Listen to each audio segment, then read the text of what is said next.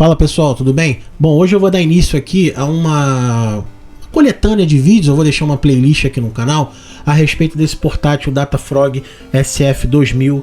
Eu fiz um vídeo recentemente, não sei se foi ontem, não sei quando eu vou lançar isso, porque tem que editar, vai ficar longo. Enfim, eu fiz um vídeo mostrando ali um unboxing, o link vai estar aqui na descrição, mostrando para vocês todos os detalhes dele, da caixa, tudo aquilo que a minha visão a respeito dele. Fiz alguns comentários e o título era que era melhor custo-benefício de 2023. Eu sei dos problemas que ele tem, a gente vai desenvolver isso aí ao longo do vídeo, essa ideia, vamos fazer alguns comentários. Sei dos problemas que ele tem, estou ciente da emulação de Super Nintendo, da emulação de GBA e alguns outros pormenores, mas continuo afirmando que é o melhor custo-benefício de 2023 pelos motivos que eu vou expor aí ao longo do vídeo, tá? Então fiquem ligados, eu vou lançar uma série de vídeos a respeito disso, tem muita documentação, tá? Esse dossiê que eu vou começar nesse vídeo de hoje, a gente vai ver aí os principais problemas, vamos ver algumas dúvidas, vamos ver a questão de hardware dele, o que ele traz embarcado, o que não traz, a questão do sistema que ainda não se sabe e tal. Vamos trocar toda essa ideia.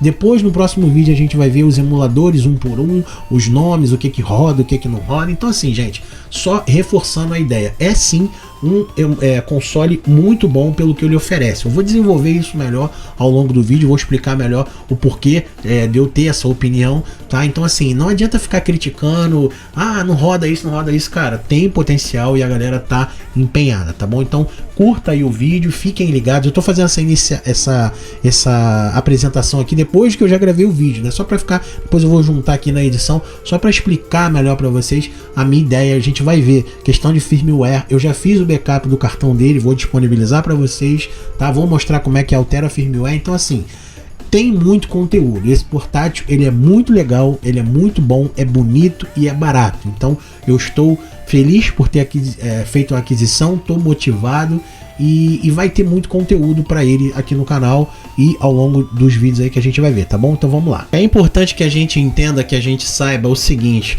é onde eu bato na tecla e muitas vezes as pessoas não entendem.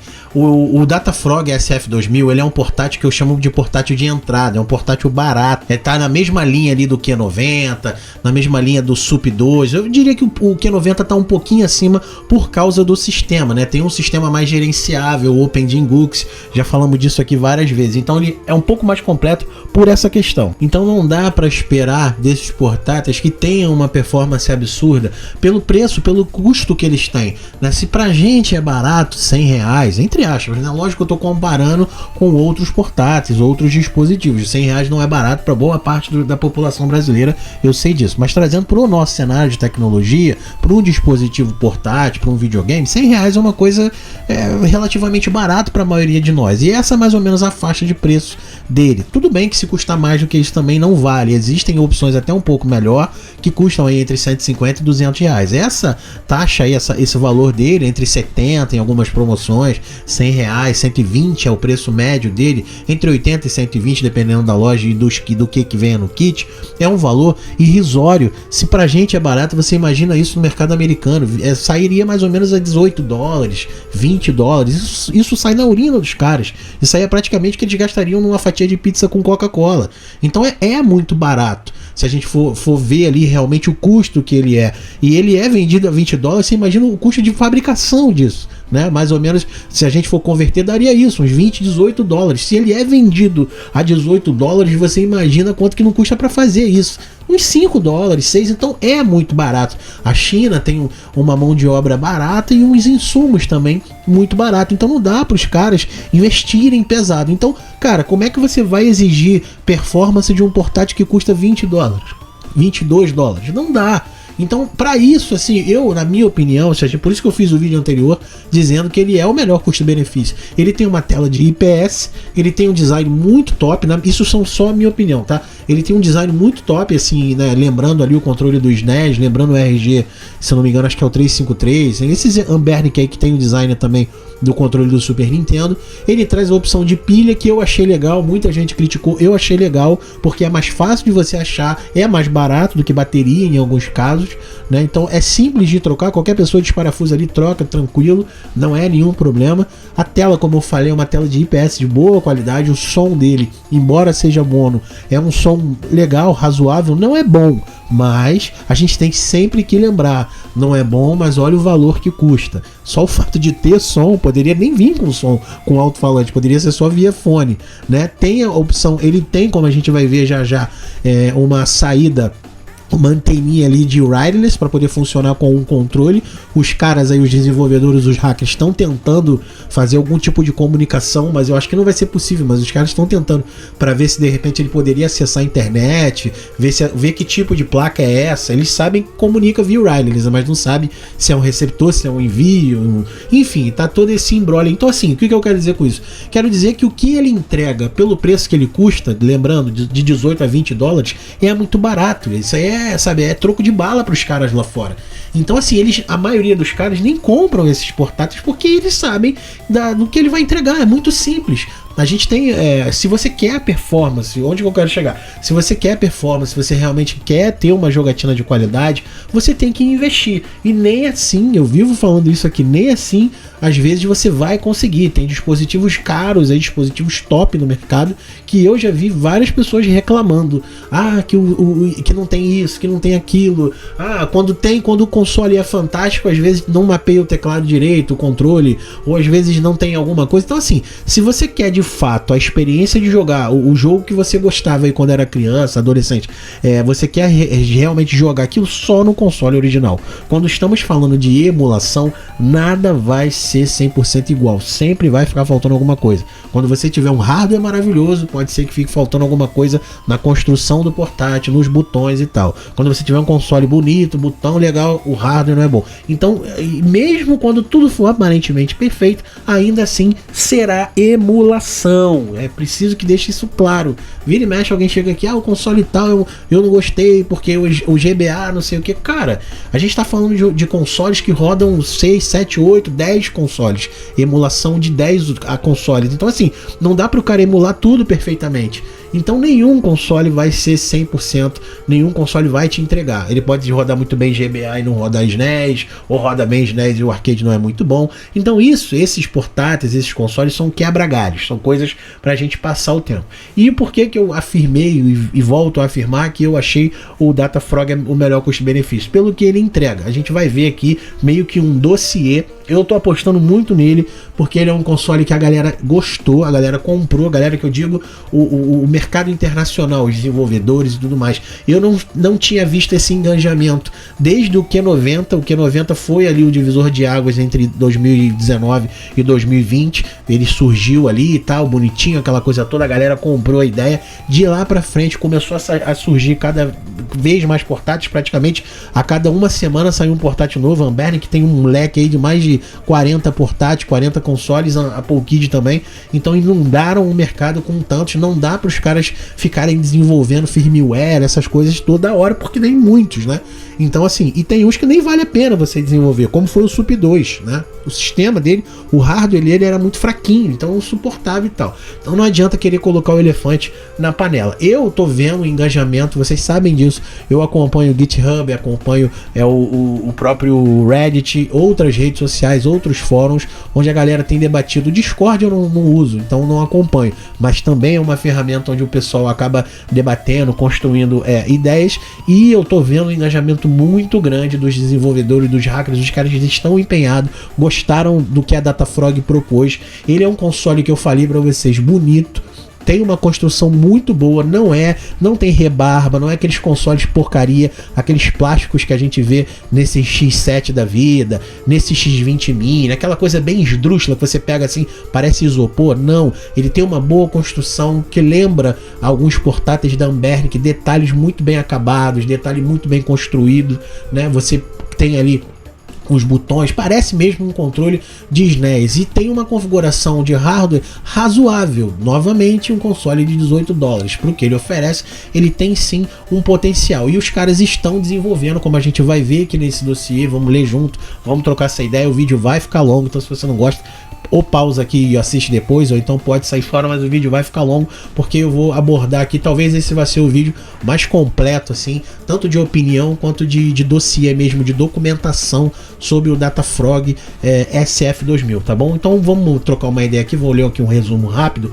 O Datafrog SF2000 é um console de jogos de emulação portátil barato, lançado no início de 2023, embora o dispositivo em si seja vendido por vários fornecedores. Foi o fornecedor Datafrog que chamou a atenção do público e, portanto, o dispositivo geralmente é simplesmente referido como sapo de dados, né? Datafrog, porque eu traduzi aqui para o português. Então é importante deixar isso claro também. Você vai ver esse mesmo portátil com outras denominações, com outros nomes. É comum isso acontecer na China, essas grandes corporações, tanto a Polkid, Ambernic e outras, no caso da Polkid e da Ambernic, elas mesmas fabricam, mas tem outras grandes corporações que encomendam isso em grande quantidade, por isso que é barato. Então eles encomendam, a Datafrog provavelmente fez isso e encomendou, porque a Datafrog produz outras coisas, comercializa controle e outras coisas, então ela encomendou um lote disso aí, desse portátilzinho aí barato, colocou o nome dela e começou a vender, e a procura foi muito grande, tanto que a gente tem 3 momentos em que ele foi vendido. No início de janeiro até março, por exemplo, ele estava saindo, foi o primeiro lote que foi vendido, saiu cheio de defeito, cheio de bug e tal, aí corrigiram, depois no segundo lote e tal, aí no terceiro lote, que foi o que eu comprei, que foi de maio para frente, final de abril para maio, aí ele já veio com algumas atualizações dos países, né, espanhol, português, porque vendeu bastante, como eu tô falando para vocês. Eu peguei o meu por R$60, ele já está 110, 120, né? Não creio que vá passar disso, porque ele não tem hardware para isso, mas já aumentou, né? Então ele chegou custando, teve gente que comprou por 40 e pouco, ele chegou custando esse valor bem baixinho, aí depois foi para 50 e tal, e hoje está nessa faixa aí de R$120.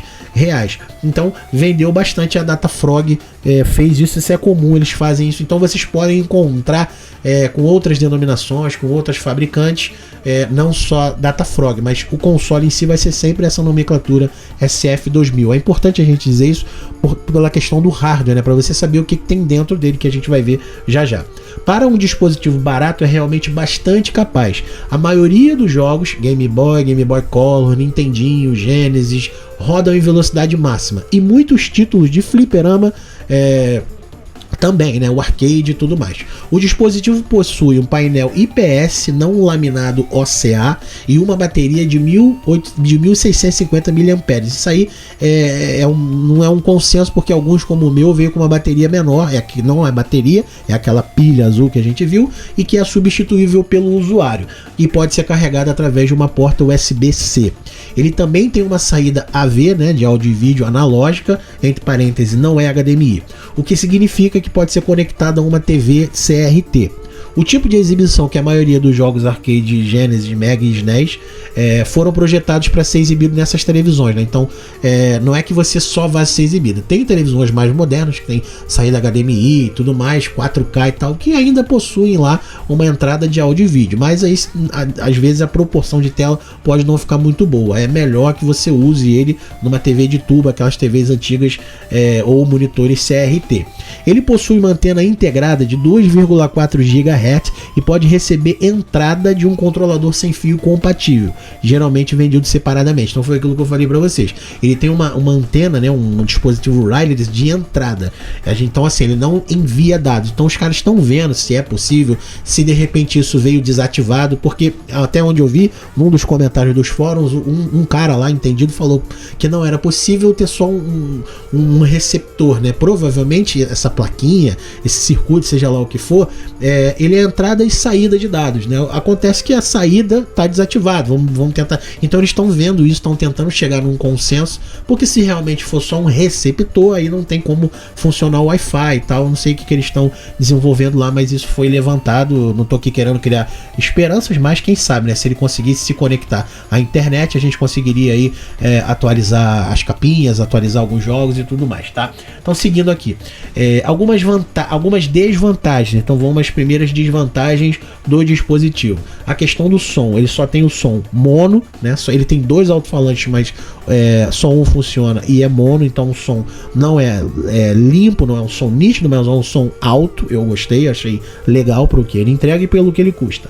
não há entrada de fone de ouvido. Ele tem uma rodinha ali que você controla o volume, né? Aqui embaixo dele aqui, tem um que você pode controlar o volume para cima e para baixo. Ainda não é possível alterar o brilho da tela, como é no PoleKit Q90, no V90, em outros aí, que você consegue alguns atalhos, configurar alguns atalhos para aumentar e diminuir o brilho da tela. Ele ainda não tem isso. Tem uma tela muito clara, realmente ele tem um brilho exagerado, assim, né? Algumas pessoas pontuaram.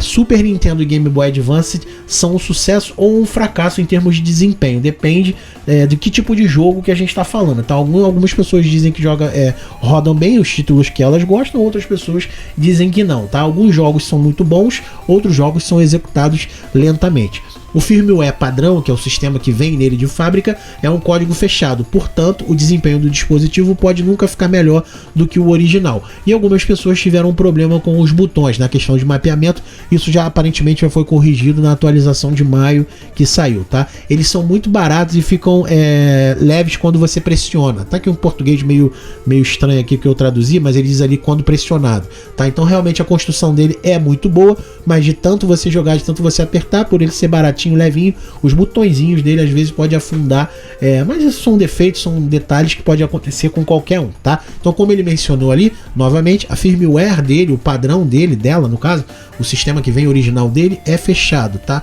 Não é MRP, é um Linux, mas não se sabe ainda que Linux que é, mas só o fato dele não ser MRP já é meio caminho andado, já tá muito caldo aí pra gente poder trabalhar. Então o Datafrog é bom? Ele se pergunta aqui.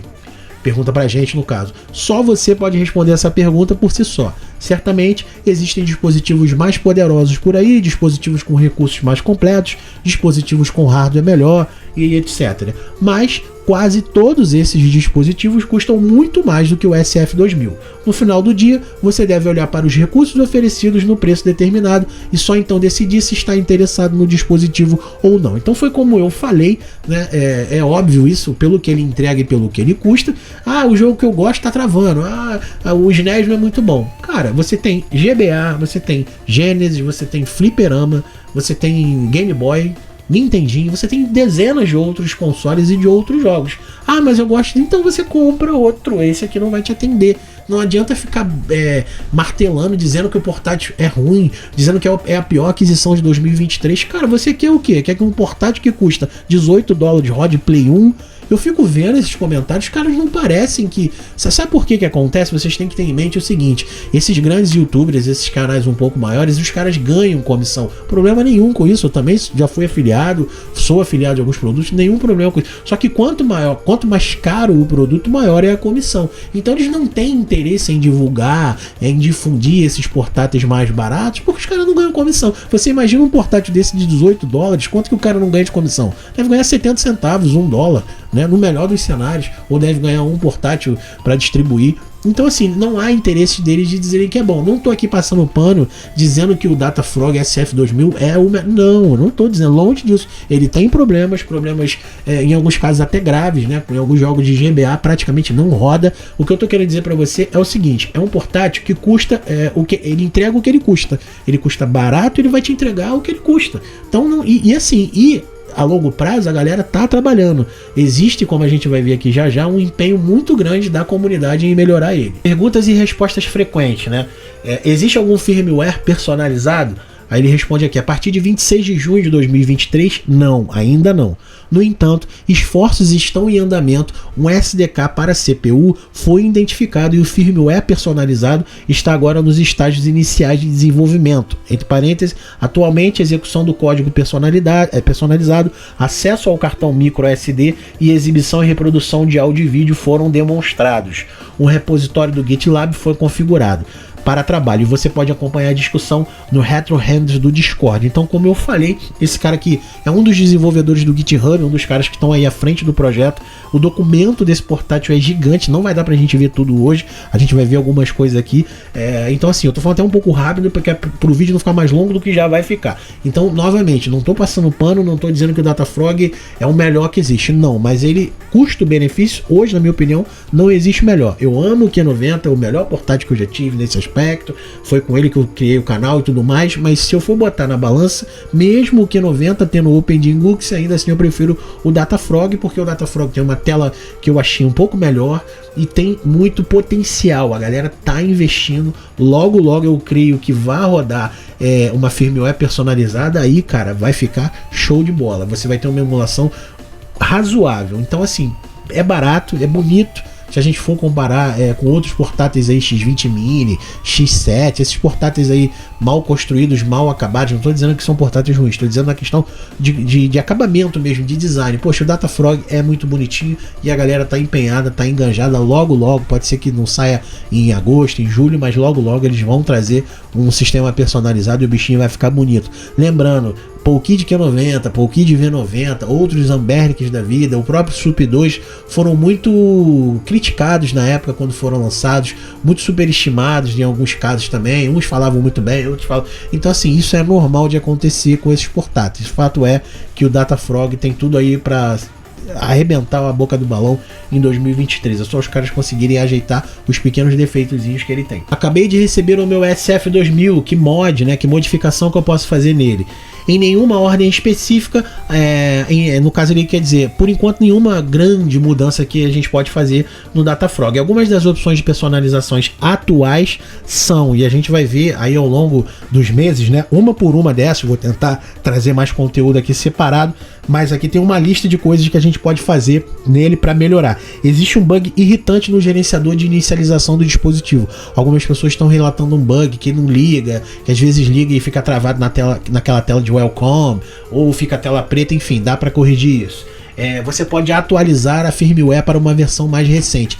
Como eu falei, não existe uma firmware personalizada, modificada. É uma atualização oficial da Datafrog para melhorar ali algumas coisas. Como eu mencionei, os primeiros modelos, os primeiros lotes que saíram da China vinham só com a versão chinesa, não tinha outros idiomas. Aí depois no segundo lote já veio com o inglês, e agora no terceiro lote, na atualização de firmware de maio para cá, aí sim já veio com espanhol, português e outras pequenas melhorias ali em algumas coisas realmente que estavam muito ruins, mas é uma atualização oficial da Datafrog que aparentemente não melhorou em nada a questão de emulação, tanto de GBA quanto de SNES, que foram aí os mais afetados, né? Onde o pessoal mais tem reclamado são jogos de Super Nintendo e jogos de Game Boy Advance. Game Boy normal, Game Boy Color, Arcade, Mega Drive, Nintendo, isso aí tá rodando muito bem. Algumas pessoas relataram também que alguns jogos de arcade tá uma emulação um pouco ruim, mas em comparação com o GBA dá para jogar, tá? Então é isso.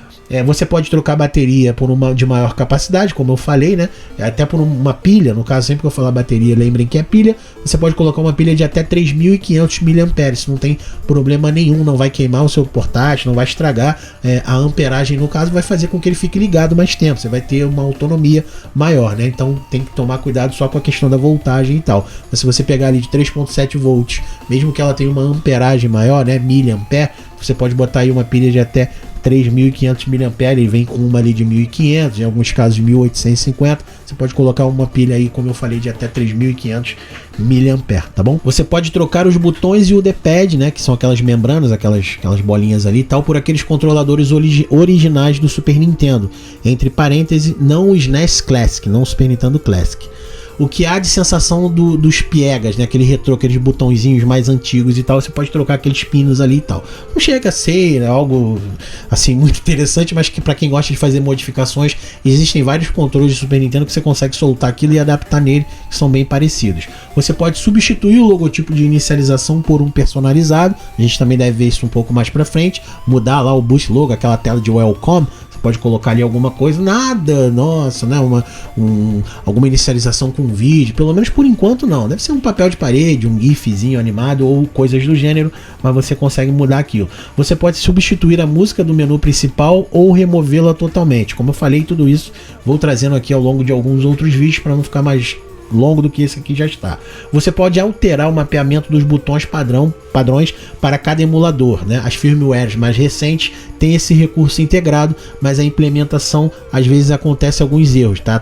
Ainda estão melhorando isso. Nos primeiros modelos você não conseguia nem mapear os botões ali e tal. As firmwares mais recentes, o segundo e terceiro lote, que é o de março mais ou menos e o de maio, você já consegue fazer isso. O meu, por exemplo, você já consegue mapear ali os controles por console. Então você não é um mapeamento fixo, você consegue mapear para SNES, para Mega Drive e tal, você consegue especificar ali que botão que você quer e tal.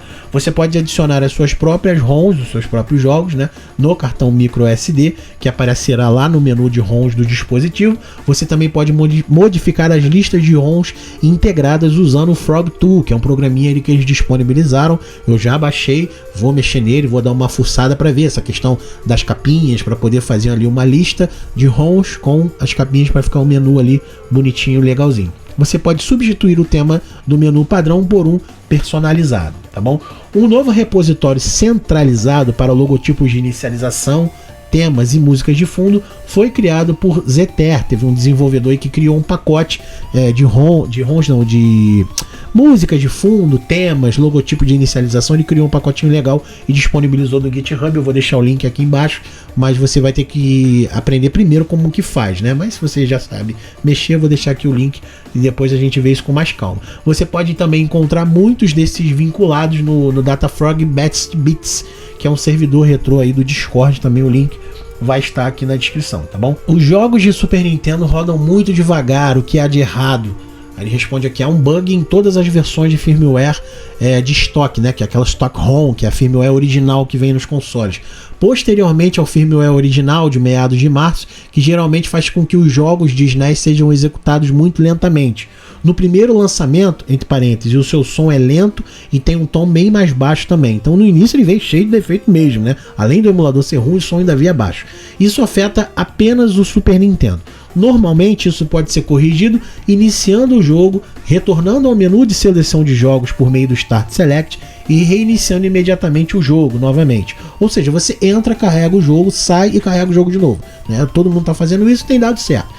O que se especula, né, o que se falou sobre isso, pelo que eu li aqui no GitHub e tal, é que ele fica residente em memória. Há um primeiro momento em que ele faz o acesso ao cartão e lá os recursos de memória lá da memória integrada dele, que dá aqueles bugs e tal, e ele meio que cria um cache, um buffer. Quando você reinicia e volta, ele já está carregado aquele buffer, já está carregado aquele cache, então o desempenho do jogo é mais rápido. Foi mais ou menos isso, assim. É como se você precisasse carregar ele para depois poder executar. Basicamente seria isso.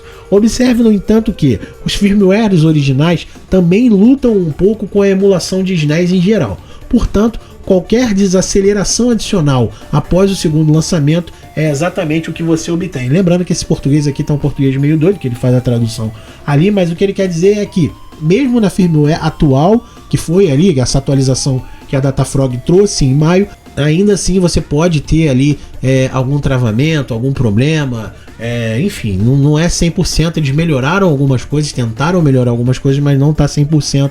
Então, mesmo fazendo esse procedimento, resumo, mesmo iniciando o jogo, saindo e voltando novamente, pode ser que não funcione para todo mundo, pode ser que um jogo ou outro apresente algum tipo de bug, mas é o que a galera tem feito aí para quebrar um galho, tá bom? Eu estava fazendo algumas coisas na BIOS, mudando alguma ali na firmware, estava fazendo modificações nele, de repente meu SF2000 não liga, ou está travando em alguma tela preta. O que eu faço?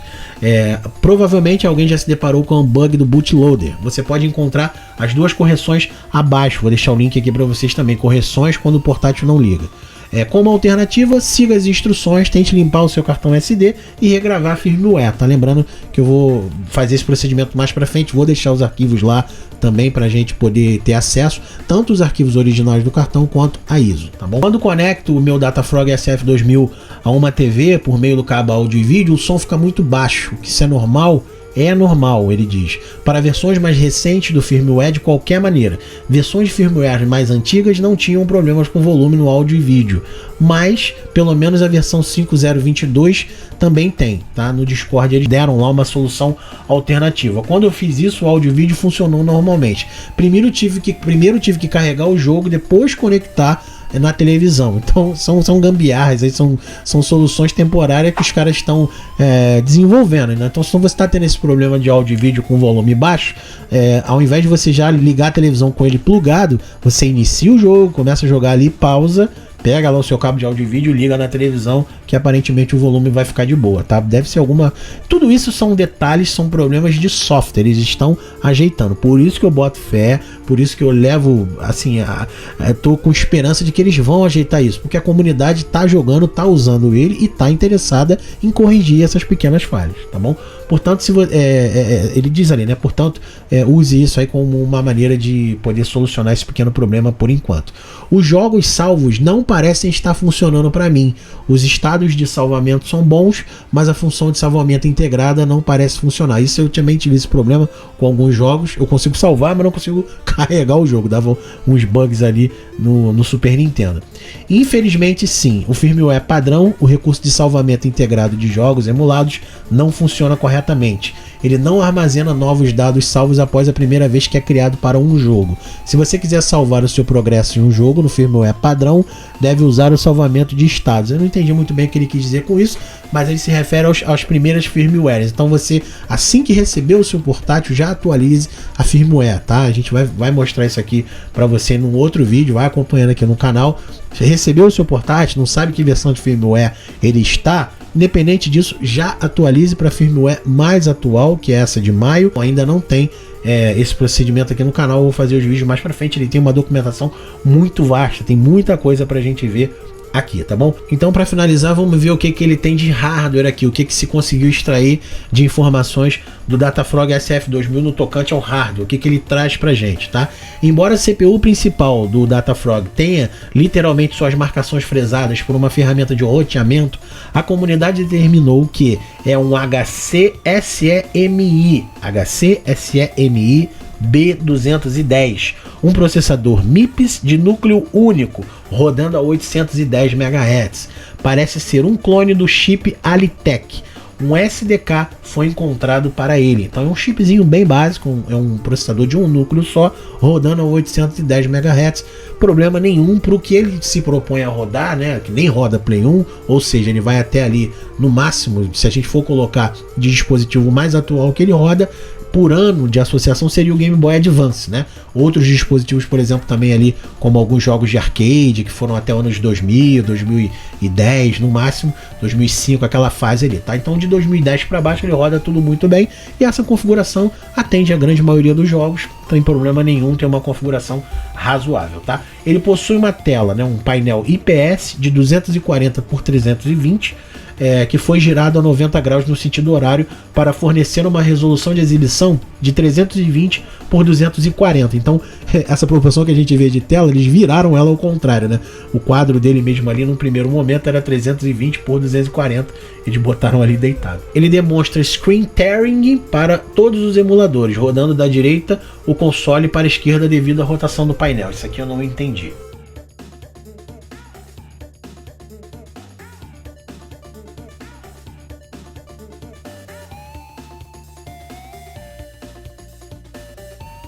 Botões, os botões são basicamente clone dos botões originais do Super Nintendo, né? Então tem uma boa construção, não tem muito o que se falar sobre isso, né? Acho que é notório. O D-pad também, assim como os botões, é um clone do SNES, né? Do controle do SNES, do Super Nintendo, também nada a comentar sobre isso. Polegar stick, que seria o analógico, usa um stick do estilo do Nintendo Switch, flexiona L2 e R2, é compatível com as capas de terceiro, então algumas borrachinhas daquelas, se você por um acaso perder, soltar, você consegue, não diz ali com quais, né, mas você consegue achar, isso é barato também, você consegue achar ali para repor. Provavelmente do Switch deve encaixar ali. Bateria, o SF2000 tem uma bateria recarregável, que é aquela pilha, né, que é facilmente substituível. Em alguns modelos ele vem com 1500 mAh, alguns vem com 1800. Você pode, que dura, segundo o fabricante dele, dura cerca de 4 horas de jogatina ali, tá? Mas, como eu falei, você pode trocar isso, colocar uma bateria aí de até 3500 mAh. Observem também que você pode carregar tecnicamente enquanto ele estiver ligado, fazendo isso usando um carregador USB tipo C. Então legal isso também, né? Como você consegue, é igual ao celular, você consegue ir usando e carregando ele ao mesmo tempo ali. Enquanto você estiver jogando, ele vai carregando a bateria também. Conectividade sem fio. O SF2000 não possui Wi-Fi ou Bluetooth, mas tem uma antena de 2,4 GHz para suportar multijogador sem fio local, usando um controle, né? Alguns modelos já vêm com esse controle, outros não, que é um controlador sem fio ali que só funciona com ele. Como eu falei, que o modelo dele é o SF900. Como eu falei, a galera tá vendo se realmente é isso, né? Se realmente é só um receptor sem fio, wireless, ou se é uma antena Wi-Fi. Eu não entendi muito bem, né? São coisas diferentes, sim. Eu sei, o wireless é uma coisa, o Wi-Fi é outra, mas os caras estão investigando, estão vendo se tem como, se por um acaso teria como fazer ali. Não que venha nele, de repente adaptar, sei lá, o que eles têm, que eles estão tentando com que ele acesse a internet. Realmente seria uma solução bem bacana. Não seria algo assim que faria com mudar o console significativamente, mas seria interessante de repente pra gente buscar novas ROMs, atualizar a firmware quando sair, não precisar ficar plugando ele no cabo, nem nada, enfim, vamos aguardar aí os desenvolvedores baterem o martelo. Saída áudio e vídeo. O SF2000 possui um mini jack para saída áudio e vídeo composta analógica. O dispositivo é capaz de emitir um sinal de vídeo PAL ou NTSC selecionável pelo usuário. Apenas o canal de áudio esquerdo é emitido. O dispositivo não faz down mix para mono, o que resulta na falta de canais de áudio em jogos que esperam emitir o som estéreo. Então ele só tem saída mono, não adianta o televisor ter saída estéreo, não vai influenciar nada, vai continuar saindo mono e é isso, tá? Mas ele tem ali a saída áudio e vídeo. Ele faz alguns comentários aqui mais técnicos, né? Questão de frequência de tela de 60 Hz, aquelas coisas todas, de problemas que podem acontecer. Às vezes a imagem não fica muito boa e tudo mais, às vezes tem que ir lá no seu televisor, como eu falei, de preferência um televisor ou um monitor CRT, que são aqueles de tubo, que foram ali projetados para poder rodar aqueles jogos nativamente. Você muda lá as opções, se tiver no seu televisor, para ficar na frequência de 60 Hz de saída, e muda também, em alguns casos pode ser que não tenha cor, fique preto e branco, aí você faz as mudanças lá de PAL para NTSC e tal. A galera que é mais antiga sabe que antigamente era comum ter esse tipo de problema, principalmente algumas televisões da Panasonic, algumas da Sony também tem esses problemas que elas não conseguiam identificar ali quando era plugado algum dispositivo externo, não conseguia fazer essa mudança automática, você tinha que ir lá manualmente identificar se era PAL ou NTSC. Alguns televisores um pouco mais modernos, no que você espeta, ele automaticamente detecta que tipo de dispositivo é aquele e faz a conversão, faz a mudança ali automaticamente. E para finalizar, ele faz um comentário aqui no final, que na televisão dele, ao conectar, ele botou para carregar enquanto estava jogando na televisão, e ele notou que ficou com aquele chuvisco, ficou com os ruídos, né? Tipo uns tracinhos, a tela não ficou perfeita, ficava ali uns chuviscos, uns traços passando ali, tipo uma interferência no sinal. Então não é aconselhável. Se você for jogar na televisão, você tem que jogar direto na pilha, ligado na pilha, no caso na bateria. Não dá pra, não é que não dá pra jogar com ele carregando enquanto você joga, para não descarregar, só que você pode ter interferência no sinal da televisão. Então evitem usar ali a tomada enquanto estiver carregando. Acho que não seria uma experiência boa também, que já vai estar plugado no cabo, mas o cabo de carregar é muito fio. Mas eu, na verdade, não sei nem por que qual é a vantagem de se jogar numa televisão, a não ser que seja para dois, né? Que aí um joga no console, o outro joga no controle sem fio, aí beleza, legal, a experiência pode ser bacana. Agora, jogar sozinho direto na televisão faz muito sentido, enfim, mas tem quem curta, tem quem goste, é um acessório, é uma forma legal de se divertir, e tá aí, tá? Então, se você quer ter uma experiência melhor, evite jogar plugado no carregador enquanto tiver com ele ligado na televisão, para não ter nenhum tipo de interferência, tá bom? Tem muito mais conteúdo, tá? No próximo vídeo a gente vai ver os emuladores, como eu falei. Isso aqui é um dossiê, é um documento completo de todos os testes, de todas as informações que se tem notícias até agora a respeito desse portátil. E novamente, para finalizar, na minha opinião, o melhor custo-benefício, e como a gente já viu até agora, olha quanta coisa tem a respeito. Os caras viraram esse console do avesso, tem muita informação, a galera tá enganjada, a galera tá empenhada, e eu creio que vão botar, pode não ser o melhor, mas que vai melhorar, isso vai, né? Até porque o desenvolvimento de emulação e tudo mais de Super Nintendo e de Game Boy Advance já tem anos e anos, a galera já tá cascuda. A gente não tá falando aí de uma emulação de Switch, de Vita, né, de PSP, que entre aspas é um pouco mais recente, não.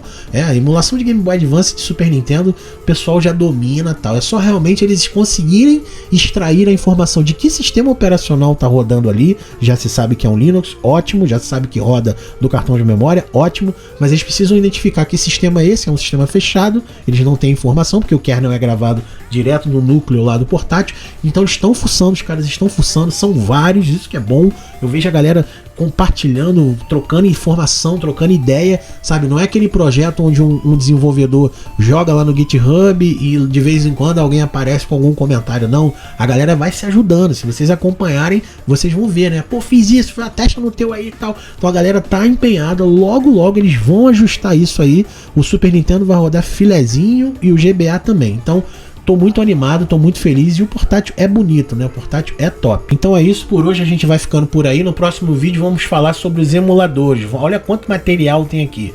É muita coisa. Então a gente vai ver aí, vamos conversar emulador sobre emulador por emulador, vamos ver qual é o nome dele, se tem atualização, se não tem, se dá para substituir, se não dá. Então a gente vai trocar essa ideia, tá? Os vídeos vão ficar longos, se você não gosta, infelizmente paciência. Tem gente que gosta, tem gente que quer ficar informada, tem gente que tá esperando esses pequenos probleminhas se resolverem para decidir comprar o portátil. Se eu fosse você, eu já compraria logo, porque a tendência é aumentar. Eu creio que não vai passar de 150 porque ele não tem hardware que justifique esse preço, tá? Mas já tá na faixa de 100 reais, 120, daqui a pouco vai subir, né? E pode ser que tenha problema de entrega, né? Porque tá vendendo bastante e de repente daqui a pouco pode ser que eles parem a produção de algum lote, pode ser que daqui a pouco outras fabricantes menores, vendo o sucesso, comecem a clonar, porque isso é uma coisa que está acontecendo direto, clonagem de dispositivos chineses, os caras não, entendeu? Então às vezes você, como eu falei no início, você pode comprar